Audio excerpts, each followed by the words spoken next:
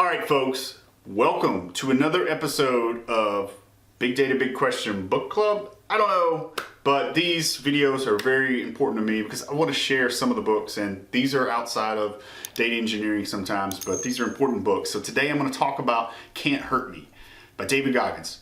Can't Hurt Me. It's amazing.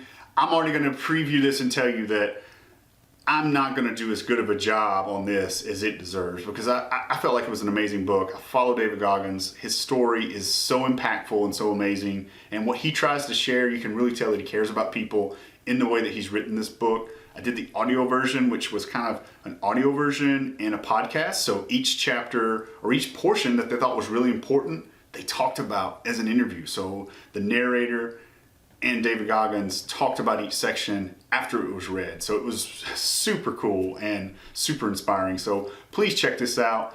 Find out awesome, my thoughts and nuggets around Can't Hurt Me by David Goggins right after this.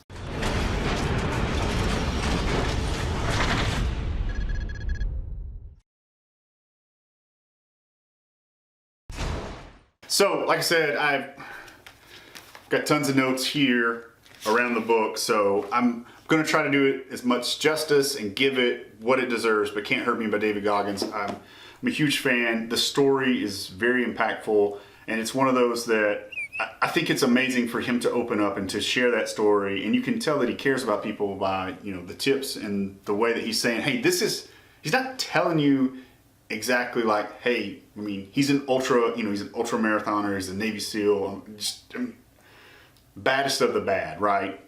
And he's not saying that you should be all those things, but he's taking the applications and taking the stuff from his childhood and shows you how to become who you want to be, right? It's this, sure, called a self-help book, called a motivational book, whatever, but it's, definitely everybody should check it out. So a couple key points that I really pulled out of it, other than just the impactful story of his life, and I'm not going to give anything away for that. It's, not my story to even try to tell. I'd probably butcher it, and just, go check the book out. It's super important. He kind of pulls back and talks about his journey to just all the things that he's going through. Once again, his resume in the ultra space alone, is crazy.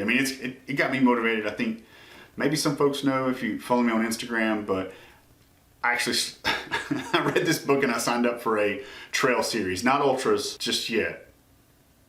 It actually, it had a huge impact on me. So some of the things he talks about in the book, like I said, I like this book so much that I know I'm all over the place, but I think it's very important to show you folks, how, what I read and why I think other people should too. So there are a couple things he does. One of the big ones is he talks about the 40% rule, and he says that most of us are only at 40% of our potential. So we're leaving like 60% on the floor, on the table that we can do.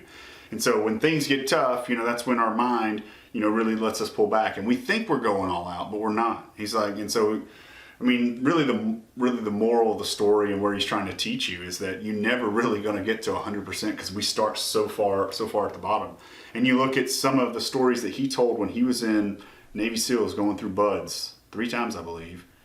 All the different things that he overcame to get through that, and how it was just a mental game, right?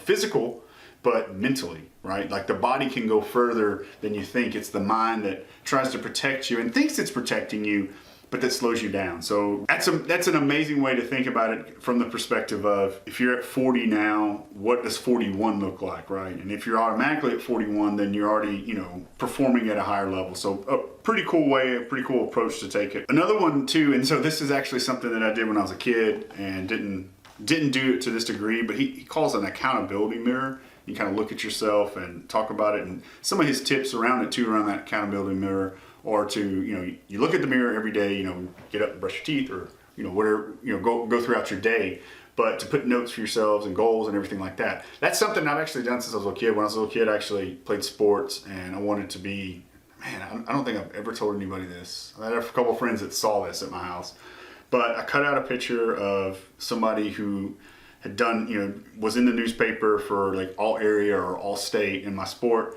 and I put my picture over that person's head, and that was my motivation. I wasn't a senior at the time, so that was my motivation when I was young, to, try to do that. And I've done things like that over the years where I've, put little notes or put little goals there.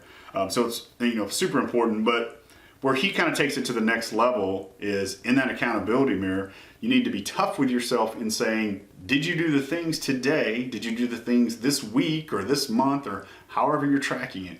Did you do the things that are moving you towards that goal? What's the next step? How are you pushing forward, right? It's okay that you failed today. It's okay that, you got off track, but continue to, be tough with yourself, but, keep it moving forward. So I thought that was pretty cool. Another one too, this is a military term. I know this just from some of the work that I did in the past.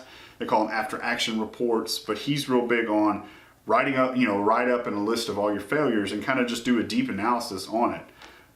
Do it after the fact, make it a full write-up, and, figure out what went well, what went wrong. I actually implemented this. It's something, I always think that I can hold things in my head and understand them, but I actually started doing this and, used this notebook actually to, when I signed up for that race series, I detailed and tried to wrote out, what went well in the race, what went wrong. And since it was a series, it was pretty cool for me to be able to month by month see where I improved in gear, improved in nutrition, improved in, mentally, I guess too, because I knew my numbers. I didn't just think I knew my numbers, right? Like, hey, this is where I was. The fact that, we have all these different devices that can help too. I knew my heart rate and some of the other things. So it helped me, and it helped me kind of get that routine, right? Like I ate this, or I didn't eat this, or I forgot to bring some food for this one, or, some kind of snacks or some kind of energy. So I forgot to bring a water, or I didn't like the headphones. Just so many different things. I really tried to take that to heart. Now, applying it to other areas, if this is my accountability mirror, I probably haven't done it as well. I've done it more for my physical kind of activity and exercises and some of the things that I'm doing from that perspective. I'm hoping that I can pull that over into other areas. Those are the three biggest things that I took there. And then this other kind of concept he talks about is a cookie jar. And so from a cookie jar, it's when things are down, when things aren't going right, the cookie jar is like that happy place where you can pull from to know that there was another time that you didn't think you could do something and you were successful, right? So for example, like, going back to just the trail series that I did, I knew from that there was, that there was times when, like, man, I think it was the second or third race, the second race, which was, it was not even the furthest, right? Like they escalated. The second race was my hardest. I wanted to give up. I was in the middle of the woods on the side of a mountain. I couldn't quit. But if I could have, I would have. It was, super, super humid, hot this summer, like just sweating. I could have broke down at that point. And I probably did break down technically because I just kept walking and I was just frustrated. But I remember that. But I finished. I had an all right time for what I expected. This is the first time I've run trail series. But that moment that happened in the second race was kind of my cookie jar because I finished. So that in race number 3 was, I probably felt the best after that one. I kind of had everything dialed in because I had done 2 after action reports through that. So I dialed in my I dialed in my nutrition, the gear that I was taking and everything like that. And I also had my mentality ready and rock solid in that, knowing that I'm going to get tired at this point, but I'm also know that if I keep pushing through this, I'm gonna excel. And that all really took me into the 4th race where I even got lost, but I finished. I ended up doing a mile more than everybody else, like 14 miles, I was supposed to do 13. So, and it took me forever to finish, but I finished. It was amazing, and I want to do some more challenges. So I'm rambling on here. The most important thing about this book is you should read it. I believe it applies to everybody. It's a great story. And David Goggins, amazing to put this out to help people out. So you check it out too. Thanks everybody, and I appreciate it. And check it out next time for Big Data, Big Questions, book reviews, or if you're watching this from a technical perspective, next time you see a video, we'll do something technical, but definitely check this book out.